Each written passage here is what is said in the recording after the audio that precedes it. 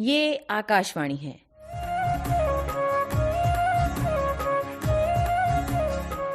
चलती रहे जिंदगी प्रस्तुत है आकाशवाणी और विज्ञान प्रसार के संयुक्त प्रयास से तैयार सतत विकास की आपदाओं की समझ और प्रबंधन पर आधारित विज्ञान धारावाहिक चलती रहे जिंदगी की 39वीं कड़ी, महासागरों का बहुरंगी संसार।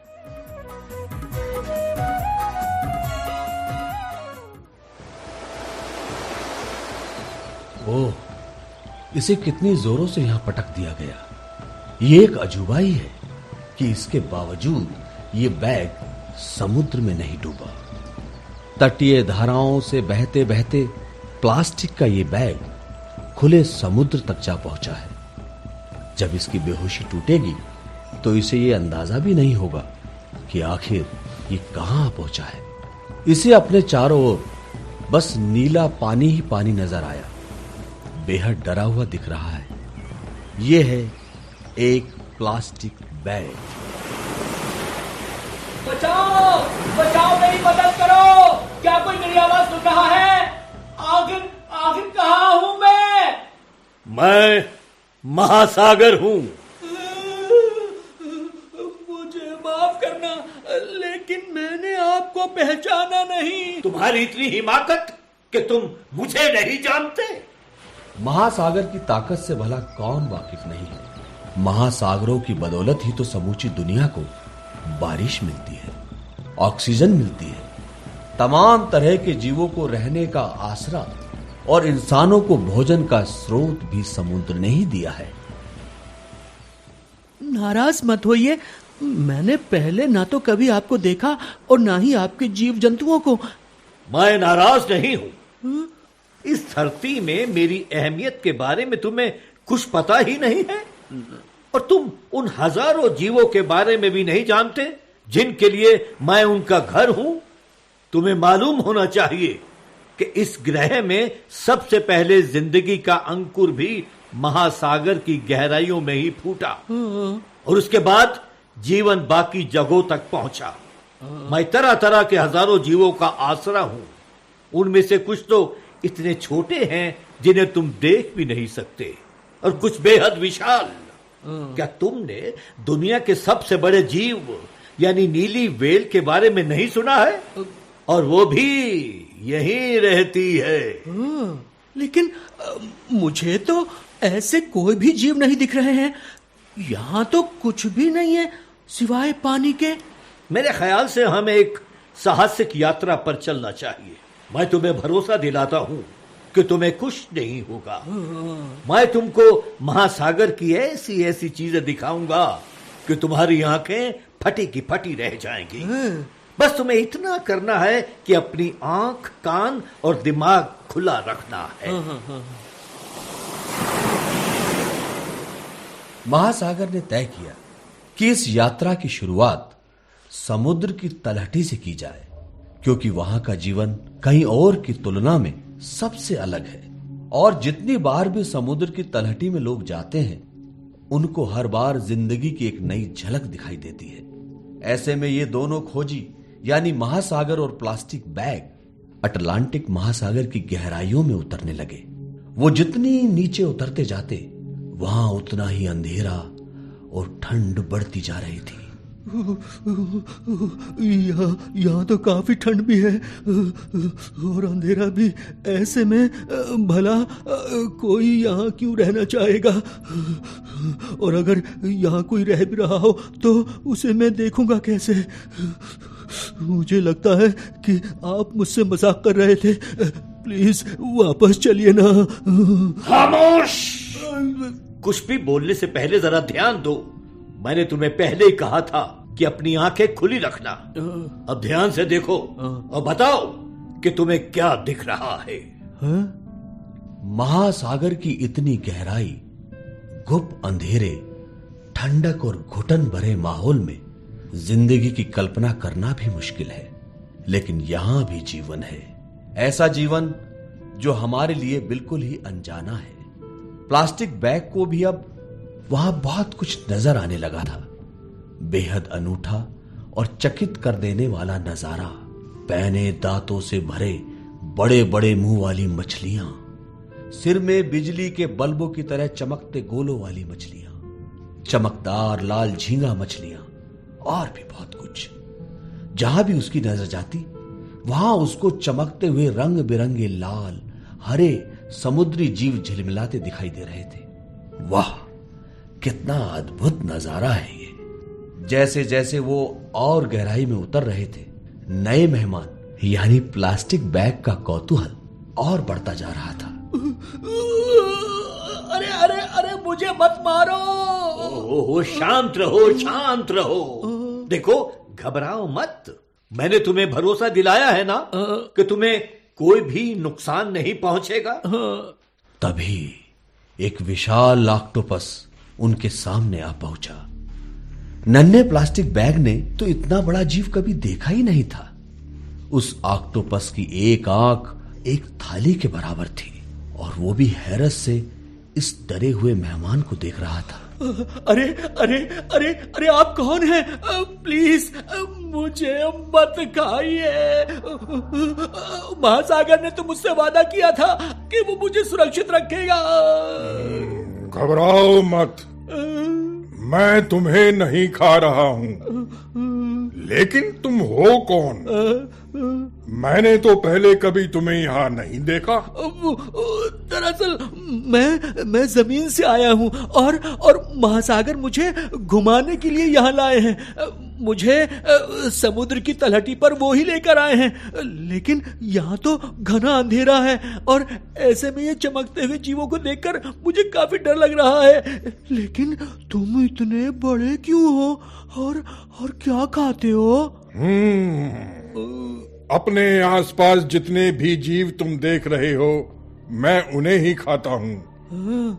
और मेरे शरीर के इतना विशाल होने की भी कुछ खास वजह है। वो विशाल ऑक्टोपस इससे ज्यादा और कुछ नहीं कह सका। दरअसल तभी अंधेरे में से उस ऑक्टोपस के दोगुने आकार का एक जीव प्रकट हुआ और उसने ऑक्टोपस को शिकंजे में लेकर अपना आहार बना लिया। ये सब इतनी तेजी से हुआ कि मेहमान प्लास्टिक उस भयानक जीव को ढंग से देख भी ना सका था और वो महासागर के अंधेरे में कहीं गुम हो गया। क्या था वो? कहीं वो ऑक्टोपस मेरी वजह से तो शिकार नहीं बन गया? ये एक प्रकार की व्हेल है और ये ज्यादातर विशालकाय ऑक्टोपस को ही खाती है। अच्छा, तुम ऐसा मत सोचो कि तुम्हारी वजह से ही ऑक्टोपस व्हेल का शिकार बन गया। यही तो यहाँ की जिंदगी है। क्या तुमने वो कहावत नहीं सुनी है कि बड़ी मछली हमेशा छोटी मछली को ही खाती है? इस सब की फिक्र मत करो और अभी आगे चलो। जैसे जैसे वो दोनों समुद्र में और गहरे में उतर रहे थे, इस मेहमान का डर भी बढ़ रहा था और उत्सुकता भी। अंधेरे को चीरते हुए वो एक टीले पर पहुंचे। वहां तो अनूठा ही नजारा था। सर्द समुद्र के बीच उस टीले के ऊपरी छोर पर बनी लंबी सी चिमनी से काला धुआं निकल रहा था और उस चिमनी के इर्द गिर्द तमाम तरह के समुद्री जीवों का जमघट था। वहां तरह तरह के केकड़े, मछलियां, घोंगे और ऑक्टोपस थे। ये हम कहाँ आ गए हैं? ये एक हाइड्रोथर्मल वेंट यानी जल तापीय चिमनी है। अच्छा, दरअसल यहाँ ज्वालामुखी चट्टानों की वजह से गर्म हुआ पानी धरती की दरारों से बाहर निकल रहा है। ये उबलते हुए पानी से भी ज्यादा गर्म है। लेकिन इतने गर्म पानी के बावजूद यहाँ जीवन कैसे पनप रहा है? देखो, जब ये गर्म पानी तलहटी की दरारों से बाहर आता है तो ये अपने साथ काफी सारे खनिज भी लेकर आता है। अच्छा, और जिस जगह पर तुम अभी खड़े हो वहां का पानी कितना ठंडा है। दरअसल इस बेहद ठंडे पानी के साथ मिलकर इतना गर्म पानी भी इन जीवों को नुकसान नहीं पहुंचा पाता। जैसे इस चिमनी के इतना करीब होकर भी तुम ठंड से कांप रहे हो। मैं तुम्हें याद दिला दूं कि समुद्र की तलहटी के बाकी अंधेरे और ठंडे इलाकों में और भी इकोसिस्टम है। अच्छा, लेकिन अभी हमारे पास उन सब को देखने का वक्त नहीं है। मेरे ख्याल से अभी हमें उन ठंडे इलाकों में चलना चाहिए जो इतने अंधेरे नहीं है। हाँ हाँ हाँ, बिल्कुल ये सही रहेगा। मैं तैयार हूँ। अच्छी बात है। महासागर और वो मेहमान अब दक्षिणी ध्रुव की ओर रवाना हो रहे हैं, जहां अंटार्कटिका को घेरे हुए दक्षिणी महासागर है। करीब करीब समूचा अंटार्कटिका बर्फ से ढका हुआ है और वहां कोई भी इंसानी बस्ती नहीं है। ओह, ये पानी की बौछार कैसी है? उधर देखिए, उधर, वहां समुद्र की सतह पर देखिए। हाँ, मैं देख रहा हूँ। कितना रोमांचक है ये। लेकिन ये हो क्या रहा है? शायद तुम्हें याद हो, मैंने तुम्हें बताया था कि दुनिया के सबसे विशाल जीव भी मेरे पानी में ही रहते हैं। और ये वही हैं।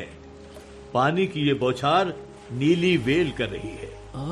सदियों से इसका शिकार होता आ रहा है और अब ये गिनी चुनी ही बची हुई है। अच्छा, तुम भाग्यशाली हो जो इसे देख पा रहे हो। अभी चले इससे मिलने? हाँ, जरूर, लेकिन अपना वादा भी याद रखना। मुझे कोई नुकसान नहीं होना चाहिए। तुम बिल्कुल भी चिंता मत करो। स्पर्म व्हेल की तरह ही क्या ये नीली व्हेल भी बड़े बड़े ऑक्टोपस को खा जाती है? बेहतर रहेगा कि ये सब कुछ उसी से पूछ लेते हैं। नीली व्हेल दुनिया में पाए जाने वाला सबसे बड़ा विशालकाय जीव है। ये इतनी लंबी होती है कि इनके शरीर पर 15-20 लोग सीधी लाइन में सो सकते हैं, यानी 100 फीट से भी ज्यादा। ऐसे में तुम अंदाजा लगा सकते हो कि किसी भी जीव को डराना इसके लिए कितना आसान होता होगा। लेकिन शायद आपको यह जानकर हैरानी होगी कि नीली व्हेल छोटे छोटे समुद्री जीवों को ही खाती है। हमारे मेहमान को तो यह सब मालूम नहीं था, लिहाजा उसने किसी तरह व्हेल से सवाल करने की हिम्मत जुटाई। मैडम, माफ करना, मैं आपको थोड़ा परेशान कर रहा हूं। दरअसल मैं ये जानना चाहता हूं कि आप खाती क्या हैं। मेरा ख्याल तो है कि आप बड़े बड़े ऑक्टोपस को खा जाती होंगी, लेकिन महासागर के मुताबिक ऐसा नहीं है। अरे, इसमें परेशान करने वाली क्या बात है? महासागर ने ठीक ही तो कहा है। दरअसल मेरे भोजन को तुम अभी नहीं देख सकते हो। समुद्र में रहने वाली हजारों क्रिल यानी लाल रंग की छोटी छोटी मछलियां ही मेरा भोजन है। मेरे आकार से तुम ये अंदाजा लगा सकते हो कि मैं कितना खाना खाती होंगी। सच बताऊं तो मैं एक दिन में 4 करोड़ क्रिल खा जाती हूँ। हाँ, और 4 करोड़ क्रिल का मतलब है करीब 4000 किलो मछलियाँ, वो भी महज एक दिन में। हाँ, और पता है तुम्हें 4000 किलो का मतलब एक हाथी के वजन से भी ज्यादा। कहीं मैं ज्यादा तो नहीं बोल रही हूँ? अब बस मेरा मकसद तो तुम्हें सिर्फ ये समझाना है कि मैं कितना खाती हूँ। क्रिल को अंटार्कटिक महासागर पसंद है और इसीलिए मैं भी यहाँ रहती हूँ। ये नीली व्हेल तो किसी की बात ही नहीं सुनती, बस अपनी ही रट लगाए रहती है। हालांकि यहाँ के बारे में जानने के लिए अभी भी काफी बातें हैं, लेकिन फिलहाल हमारा यहाँ से बाहर निकलने का वक्त हो चला है। अब हम ऑस्ट्रेलिया के तटीय इलाके के आसपास हैं। ये इलाका एशिया के पूर्वी तट के कुछ ऊपर और अमेरिका के पश्चिम तट से नीचे की ओर है। यहाँ ऐसे शानदार इकोसिस्टम हैं जिनको तुम्हें जरूर देखना चाहिए। क्या कहा? और भी है देखने के लिए? इतना कुछ तो हम देख ही चुके हैं। ये मेहमान महासागर के साथ आगे बढ़ता जा रहा है। वो दोनों पूर्वी एशिया के तटों पर चढ़ना शुरू करने वाले ही थे कि प्लास्टिक बैग को एक छुअन का एहसास हुआ। क्या है ये? छोड़ दो मुझे, कौन है तुम? अचानक महासागर की निगाह चमड़े की पीठ वाले एक विशाल समुद्री कछुए पर पड़ी, जो मेहमान को खाने की कोशिश कर रहा था। दूर हो जाओ कछुए! लेकिन क्यों? इसमें दिक्कत क्या है? मैं खा ही तो रही हूँ। जाओ, तुम अपना काम करो। लेकिन ये तुम्हारा भोजन नहीं है। क्यों? मैं तो ऐसे जीवों का ही शिकार करती हूँ। दरअसल ये मेहमान यानी प्लास्टिक का बैग किसी जेलीफिश की तरह नजर आ रहा था।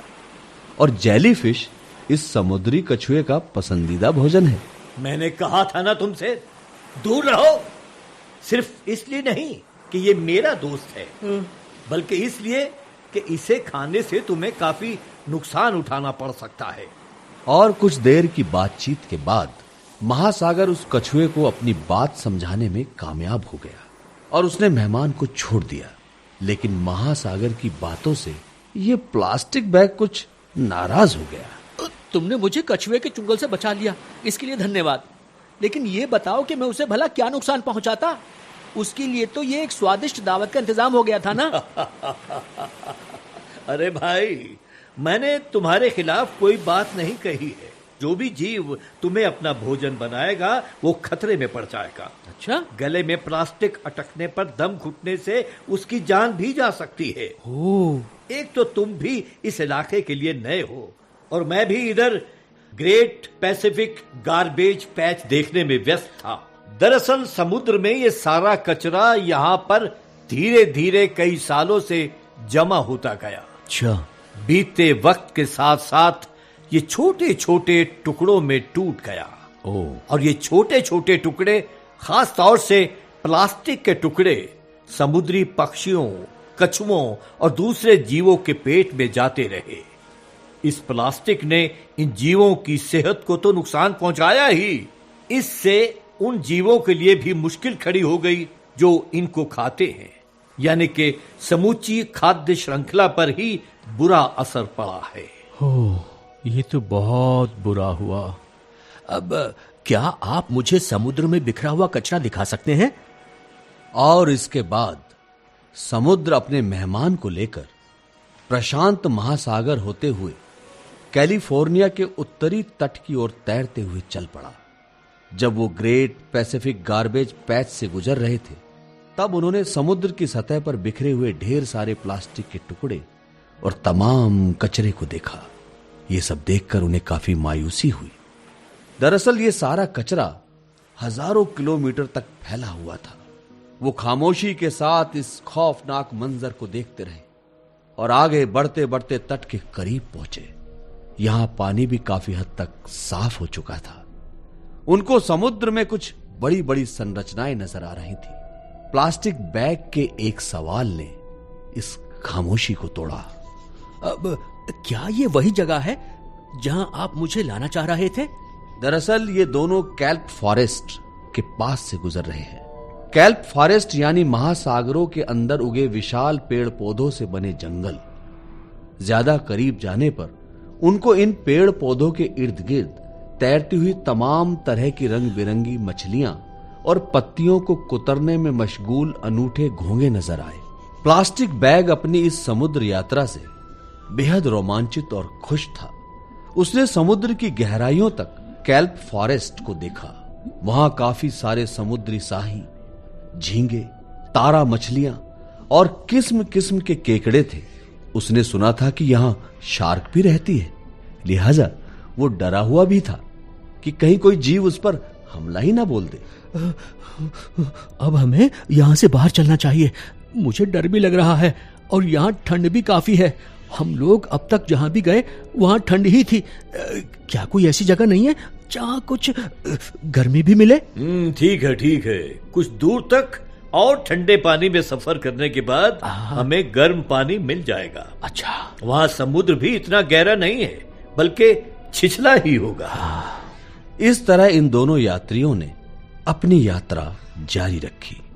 ये दोनों अमेरिका के पश्चिमी तटों कैल्प वनों से होते हुए अब उस जगह पर पहुंच रहे हैं जिसे कोरल त्रिभुज के नाम से भी जाना जाता है।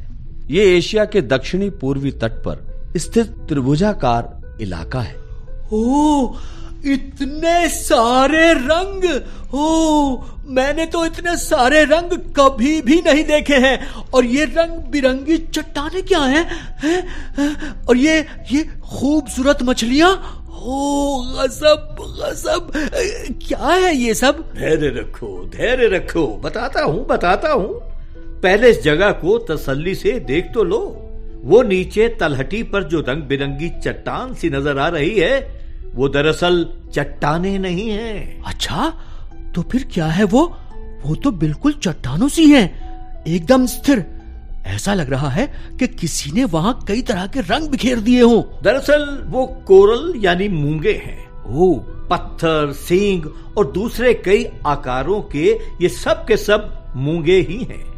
इनमें से हर टुकड़ा छोटे छोटे सैकड़ों जीवों से बना हुआ है, जिन्हें पॉलिप्स कहा जाता है। ओह, इस नन्हे से जीवों के ऊतकों में छोटे छोटे शैवालों की वजह से ही मूंगे को ये अनूठा रंग मिलता है। ओह, हम 5 में से 4 महासागरों की सैर कर चुके हैं, सिर्फ आर्कटिक महासागर नहीं देखा बस। वैसे कैसा रहा तुम्हारा अनुभव? अच्छा रहा।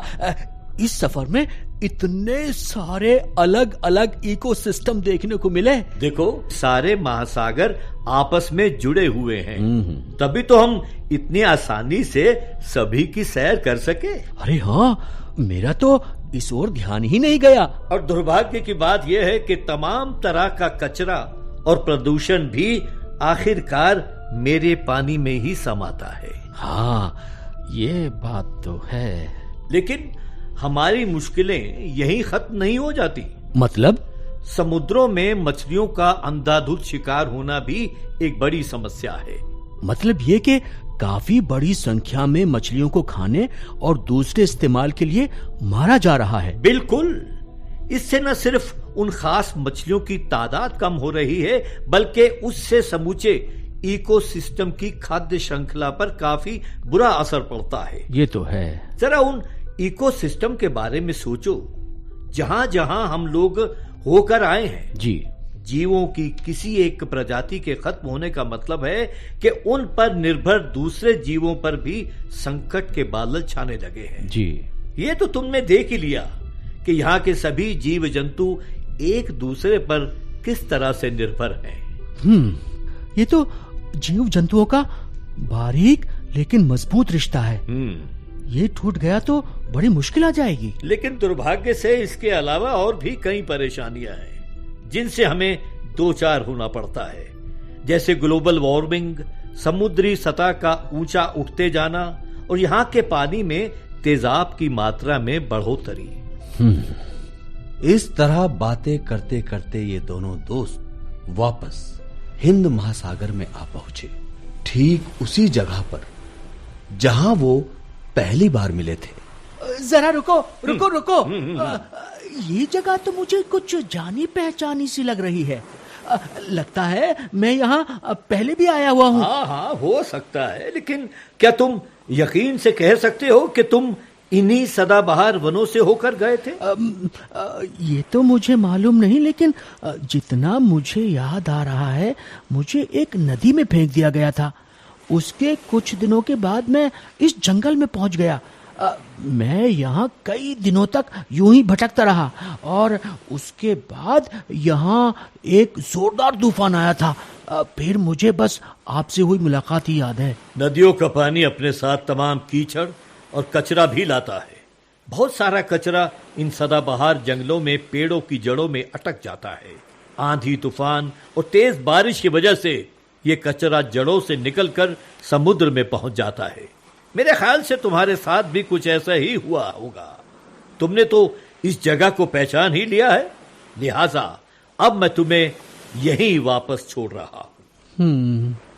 इसके बाद समुद्र ने एक धीमी लहर के साथ अपने मेहमान यानी प्लास्टिक बैग को वापस सदाबहार जंगलों में भेज दिया और उस मेहमान की नजरें अब भी अपने लिए किसी सुरक्षित ठिकाने को तलाश कर रही थी और एकांत जगह की तलाश में वो इधर उधर घूमता रहा कि अचानक किसी ने उसे पानी से बाहर खींच लिया। दरअसल ये बच्चे नजदीक के ही एक स्कूल के थे। ये बच्चे इस सदाबहार जंगल में कचरे की सफाई करने के लिए पहुंचे थे। हमारा ये मेहमान यानी प्लास्टिक बैग भी प्लास्टिक के दूसरे कचरे के साथ ही कूड़ेदान में डाल दिया गया। बाद में इसे फिर से इस्तेमाल के लायक बनाने के लिए रिसाइकलिंग सेंटर में भेज दिया गया। इस तरह ये प्लास्टिक बैग एक लंबे सफर के बाद अपनी मंजिल तक पहुंच गया।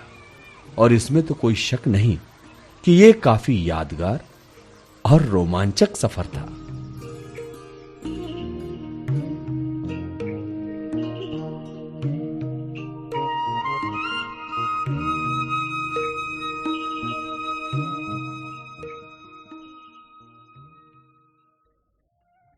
चलती रहे जिंदगी। अभी आप आकाशवाणी और विज्ञान प्रसार के संयुक्त प्रयास से तैयार प्राकृतिक आपदाओं की समझ और प्रबंधन पर आधारित विज्ञान धारावाहिक चलती रहे जिंदगी की 39वीं कड़ी सुन रहे थे। महासागरों का बहुरंगी संसार। समन्वय दिलीप झा, डॉक्टर चंदन मोहन और डॉक्टर BK त्यागी। आलेख एवं अनुसंधान महिरा काकाजीवाला। हिंदी अनुवाद श्रीनिवास ओली। निर्देशन काजल सूरी और प्रस्तुति सहायक आख्या जयवर्धन।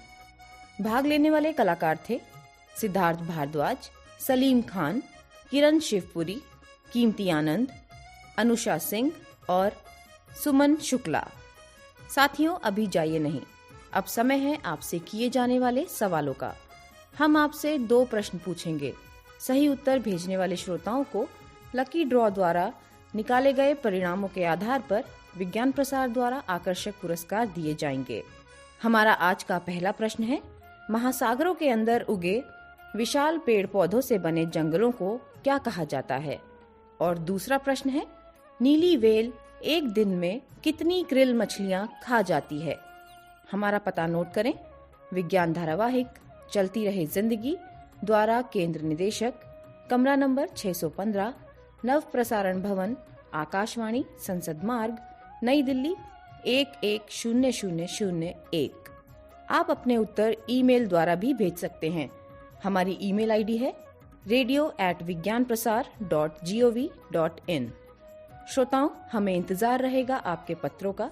जवाबों के साथ अपना पूरा नाम, पता, आयु, व्यवसाय, यदि विज्ञान क्लब से जुड़े हैं तो कुल सदस्यों की संख्या लिखना ना भूलें। हाँ, अगर आपके मन में कोई प्रश्न या जिज्ञासा हो तो वो भी लिख भेजिएगा। धारावाहिक चलती रहे जिंदगी की अगली कड़ी इसी दिन और इसी समय लेकर अगले सप्ताह हम फिर उपस्थित होंगे। नमस्कार, शुभकामनाएं।